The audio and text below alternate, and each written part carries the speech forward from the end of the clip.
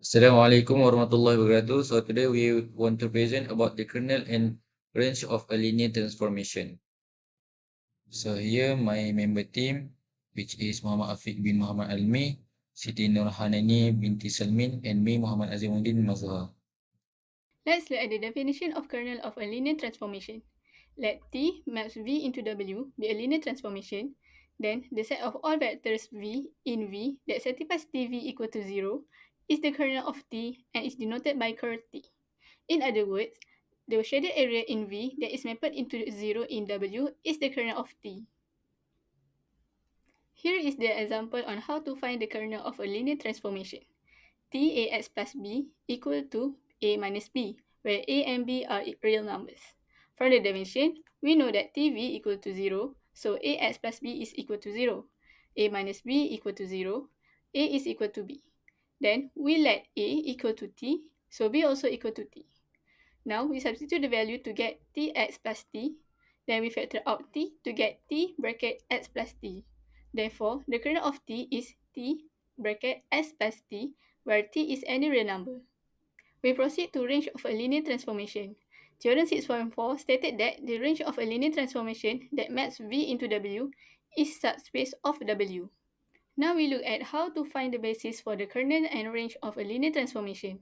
To find the basis for the kernel of T, first we write the augmented matrix A0, then perform Gauss-Jordan elimination to write the matrix in reduced row echelon form that produces the solution, which is x1 equal to negative 1.5 x3 and x2 equal to negative 0.2 x3.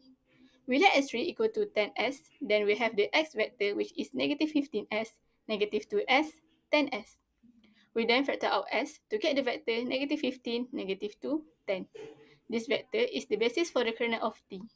To find the basis for the range of T, we use the reduced row echelon form matrix earlier. We see that the leading one appear in column 1 and column 2.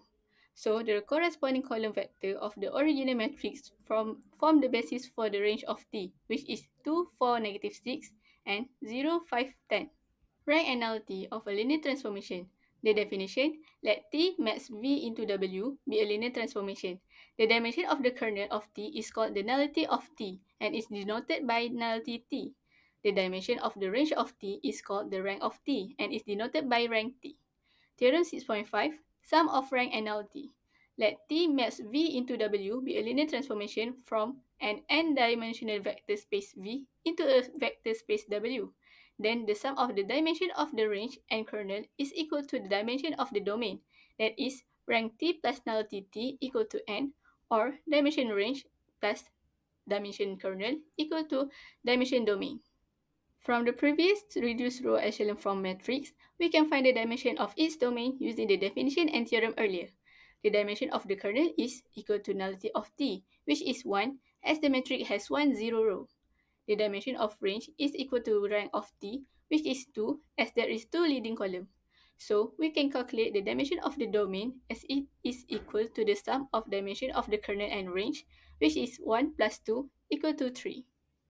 So next, one-to-one and onto linear transformation. The linear transformation T is said to be one-to-one or injective if every distinct vector in the domain maps to a distinct vector in the codomain. In other words, if T V1 equal to V2 implies V1 equal to V2 for any V1 or V2. This means that no two vectors in the domain get mapped to the same vector in the codomain. First of all, we see the theorem of the subtopic. Theorem linear transformation one-to-one assume TVW undergoes a linear change when kernel T equal to 0. T is one-to-one. Theorem 6.7 onto linear transformation, let TV arrow W be a linear transformation where W is finite dimensional, then T is onto if only if the rank of T is equal to the dimension of W. 6.8 one-to-one and onto linear transformation W will be a linear transformation with vector space V and W both of dimension n. Then T is one-to-one if only if is onto. Definition of isomorphism of a vector space. Isomorphism of a vector space is a bijective linear map between two vector spaces that preserve the algebraic structure and operations of the vector space. In other words, it is a mapping that establishes a one-to-one correspondence between the elements of two vector spaces while preserving the addition, scalar multiplication, and vector space axioms. A linear transformation T V to W that is one-to-one and onto is called an isomorphism. Moreover, if V and W are vector spaces such that there exists an isomorphism from V to W, then V and W are isomorphic to each other. More formally, let V and W be vector spaces over the same field.